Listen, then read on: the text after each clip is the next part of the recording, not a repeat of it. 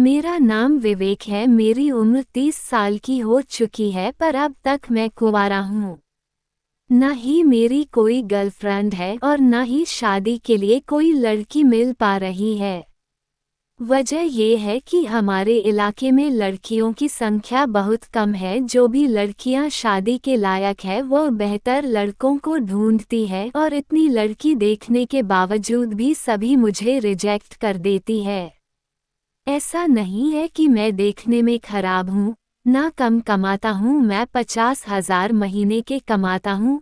लड़कियां इससे बेहतर लड़के को ढूंढ रही है। मुझे आज अपनी मम्मी और भाभी के साथ लड़की देखने जाना था। मेरी भाभी मजाक मजाक में कही, देखना आज लड़की जरूर फाइनल हो जाएगी।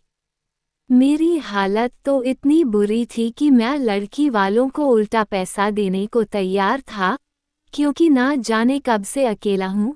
मैं यूं ही तड़प रहा हूँ। मुझे भी एक साथी की जरूरत है। लड़की देखने मैं इन दोनों के साथ लड़की वालों के पास चला गया था, पर जाकर देखा कि और 2 लोग भी आए हुए हैं इस लड़की को देखने के लिए। मुझे तो बहुत गुस्सा आ गया। यह क्या तरीका है? हालात को समझते हुए मैं चुपचाप बैठा रहा और भाभी की तरफ देख रहा था। भाभी ने धीरे से कहा, देवर जी परेशान ना हो। लड़की सच सवरकर सबके सामने आ गई थी। लड़की के पापा ने कह दिया था जो लड़का हमें इसके ज्यादा पैसे देगा उसी से मैं इसकी शादी करवाऊंगी, और साथ ही जिस लड़के की कमाई सबसे अधिक होगी वहीं पर मैं अपनी बेटी को विदा करूंगा।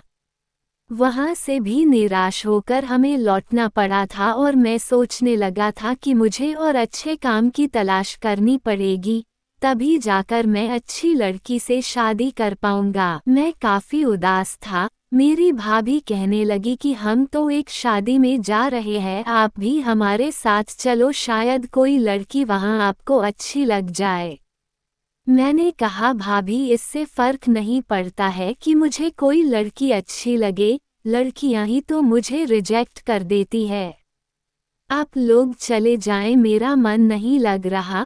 मेरे घर वाले बस पकड़कर शादी में चले गए थे।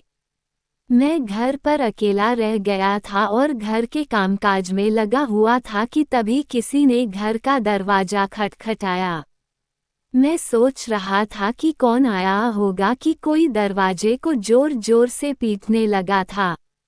मुझे तो गुस्सा आने लगा था कि ऐसे जोर से कौन दरवाजा पीट रहा है। गुस्से से ही मैंने दरवाजा खोला तो सामने का नज़ारा देखकर एक पल के लिए मैं थम गया था। मेरे सामने एक बहुत ही हसीन लड़की खड़ी थी। उसके चेहरे पर डर और घबराहट साफ नजर आ रही थी। मैं उसकी आंखों में देख रहा था, पर वह पीछे मुड़ मुड़ कर ना जाने किसे देख रही थी। लड़की करीब 25 साल की होगी और साड़ी पहनी हुई थी। रंग बिल्कुल गोरा था। उसकी आंखें बड़ी बड़ी थी और चेहरे पर ना जाने क्यों खौफ था। उसका साड़ी का पल्लू नीचे गिर रहा था और उसका गोरा जिस्म साफ नजर आ रहा था। मुझे लड़की पहली नज़र में ही भाग गई थी। मैं सोचने लगा, काश ये लड़की मुझे मिल जाए, पर मैं इंतजार कर रहा था कि लड़की भी कुछ कहे। तभी उसने कहा, कुछ गुंडे मेरा पीछा कर रहे हैं, अगर आप मुझे थोड़ी देर के लिए अपने घर पर शरण देते। मेरी हालत ऐसी थी कि मैं बिना कुछ सोचे समझे ही लड़की को अंदर आने को कह दिया। लड़की घर के अंदर आ चुकी थी, लेकिन वह डर से कांप रही थी। मुझसे रहा ना गया। मैं अपना हाथ उसके कंधे पर रखा और कहा, घबराओ मत। उसने मेरी आंखों में देखा और आंखों आंखों से मुझे धन्यवाद करने लगी। मैं अपने हाथों से उसे पकड़ रखा था ताकि उसका डर और घबराहट थोड़ा कम हो जाए। तभी पीछे से कुछ गुंडे वहां पर आ गए। 4 लोग थे। कहने लगे, लड़की को हमारे हवाले कर दो। मैंने कहा, कैसी बातें कर रहे हो, यह मेरी पत्नी है। मैं अपनी पत्नी को तुम्हारे हवाले कैसे कर सकता हूँ? एक आदमी गुस्से से कहा, झूठ कह रहे हो तुम, ये तुम्हारी पत्नी कैसे हो सकती है? हम लड़की के बगैर तड़प रहे हैं, आज इस हसीन लड़की का मजा लेंगे, इसे हमारे हवाले कर दो। मैंने कहा, खबरदार, जो मेरी पत्नी की तरफ आंख उठाकर भी देखा तो यह बाहर क्या निकली, तुम लोग इसके पीछे लग गए, जाओ यहाँ से। दूसरा बंदा कहने लगा, अगर तुम्हारी पत्नी है तो साबित करो। मैंने कहा, इसमें साबित क्या करना है, मेरी पत्नी है। उसने कहा, अगर तेरी पत्नी है तो अभी हमारे सामने इससे प्यार करके दिखाओ। अब उसकी बात सुनकर एक पल के लिए मुझे घबराहट सी होने लगी थी। ये औरत मेरे लिए अनजान है और सबके सामने मैं उससे प्यार कैसे कर सकता हूँ?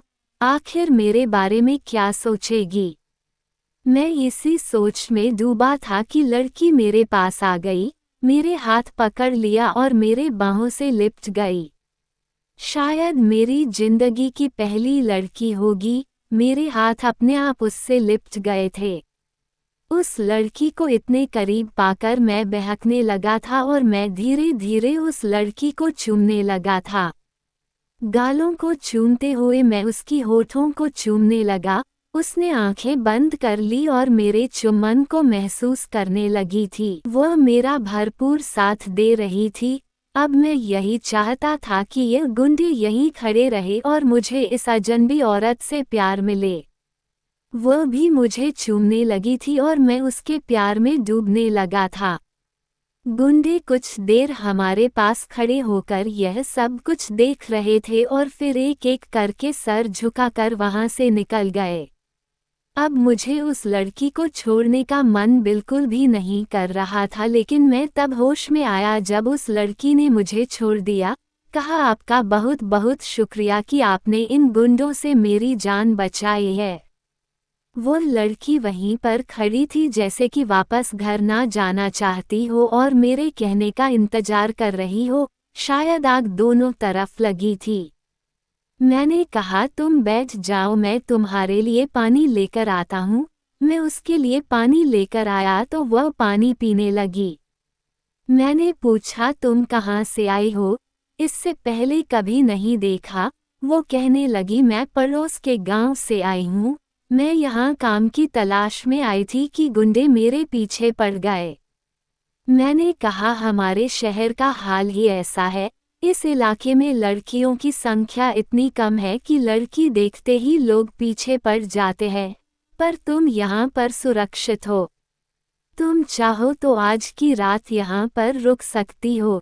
ना जाने बाहर तुम्हारे लिए क्या खतरा छुपा है। मेरी बातें सुनकर उसकी आंखें चमकने लगी थी। मैं रसोई में जाकर रात का खाना बनाने लगा था। वह भी मेरे पास आ गई और मुझे काम के लिए मदद करने लगी थी।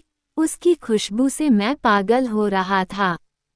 बहुत ही मुश्किल के साथ मैं अपने जज्बात पर काबू कर पाया था। मुझे मन कर रहा था कि उस लड़की से सारी रात प्यार करूं। उस लड़की की खुशबू मेरे होशों हवास उड़ाने के लिए काफी थे।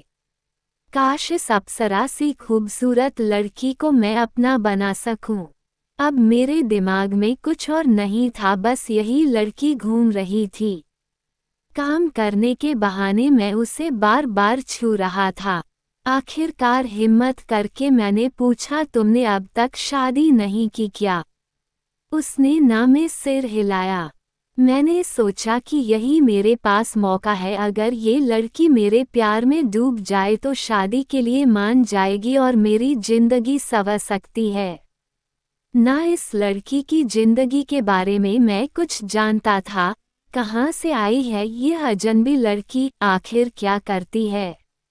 इससे मुझे कोई खतरा तो नहीं? बिना सोचे समझे ही मैं उस पर फिदा हो चुका था। मुझे ये लड़की हर हाल में चाहिए था। खाना बनाकर हम दोनों ने साथ खाना खाया। मैंने कहा, अब सो जाओ, और उसे लेकर सीधे अपने कमरे में आ गया। मैंने कहा, यह मेरा कमरा है, हमें साथ ही सोना पड़ेगा। तुम्हें कोई दिक्कत तो नहीं है ना? बाकी कमरे मेरे घर वालों के हैं, और वहां पर हम नहीं सो सकते। न जाने क्यों मेरी बात से उसका चेहरा चमक उठा था। अचानक उसने मेरा हाथ पकड़ लिया और कहा, आपका बहुत बहुत शुक्रिया। मैंने अपने हाथों से उसका हाथ थाम लिया था। कहा, तुम कमाल की खूबसूरत हो, मैंने तुमसे हसीन लड़की आज तक नहीं देखी। अब मैं उसके बिल्कुल करीब आ गया था, इस मौके का पूरा फायदा उठाना चाहता था। उस हसीन लड़की को अपना बनाना चाहता था। वह मेरे बिस्तर पर लेटी कि मैं उसके ऊपर टूट पड़ा, लेकिन उसके बाद सब कुछ अंधेरा हो गया था। उसके बाद मुझे क्या हुआ मुझे पता नहीं, मुझे कुछ भी याद नहीं था। जब सुबह नींद खुली तो सुबह के 10 बजे बज चुके थे। मुझे तुरंत उस हसीन लड़की का ख्याल आया। मुझे इतना याद था कि मैं उसके ऊपर था और उसे प्यार करने लगा था।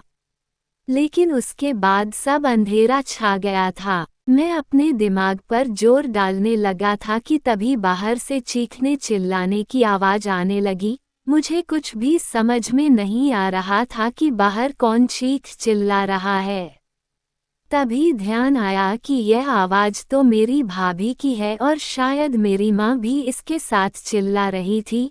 मेरा भैया भी मेरा नाम ले लेकर पुकार रहा था। मेरा सर बहुत भारी हो गया था और आंखों के सामने अभी सब धुंधला सा लग रहा था। कुछ ही देर में वह तीनों मेरे कमरे में आ गए। कहने लगे, ये सब कुछ क्या है?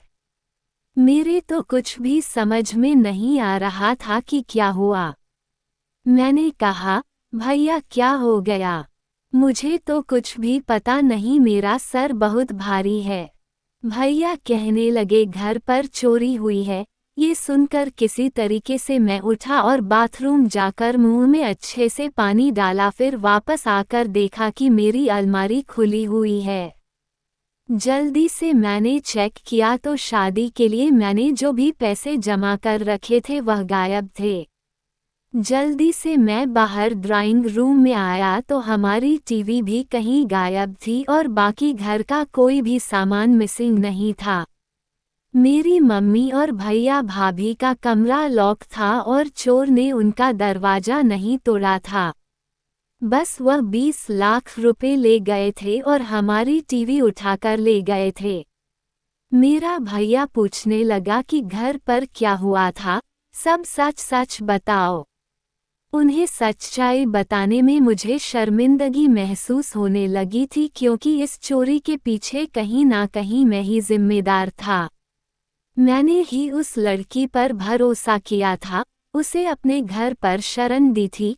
हो ना हो इसी लड़की ने सारी चीज़ चुराई होगी, मेरे खाने में बेहोशी की दवाई मिलाई होगी, तभी मैं बेहोश हो गया। मेरे भैया भाभी मेरी तरफ देखने लगे थे। मैंने कहा, भैया मेरी ही गलती है कि मैं चोर को पहचान ना सका और उसे घर के अंदर आने दिया। मैंने उन लोगों को सारी कहानी बता दी, पर मुझे बहुत शर्मिंदगी महसूस हो रही थी। आज मेरे हवस की वजह से ही मेरे घर पर इतना बड़ा हादसा हुआ था। एक खूबसूरत अनजान लड़की को यूं मैं घर पर शरण दे दी थी। शायद उस लड़की को पहले से ही मालूम हो कि कोई घर पर नहीं है और मैं कुंवारा और बिल्कुल अकेला हूँ और लड़की की तलाश कर रहा हूँ। हो सकता है वो गुंडे भी उसकी के साथ मिले हुए थे। हम पुलिस स्टेशन पहुंच चुके थे और सारी बातें पुलिस को बता दी थी। पुलिस कहने लगे, ऐसा एक ग्रुप काम कर रहा है और भी कई सारी घरों में उन्होंने चोरी की है। पर मैं उस लड़की को तलाश करने लगा था जो यूं अकेलेपन का शिकार मर्दों को फंसाकर चोरी करती थी, क्योंकि मैं दिल ही दिल उस लड़की को चाहने लगा था। उसने मेरे पैसे भी चुराए थे, मैं उसे हर हाल में हासिल करना चाहता था। 6 महीने की तलाश करने के बाद एक रोज मुझे वह लड़की मिल गई। मुझे देखते ही बहुत घबरा गई थी। मैंने कहा, मैंने तुम्हें अपना दिल दिया और तुमने उसके बदले मेरे घर पर चोरी की। अगर तुम चाहती हो कि मैं पुलिस तक तुम्हें लेकर ना जाऊं तो तुम मुझसे शादी कर लो। वह मेरी तरफ देखने लगी थी, फिर कहा, मुझे पुलिस के हवाले मत कीजिए।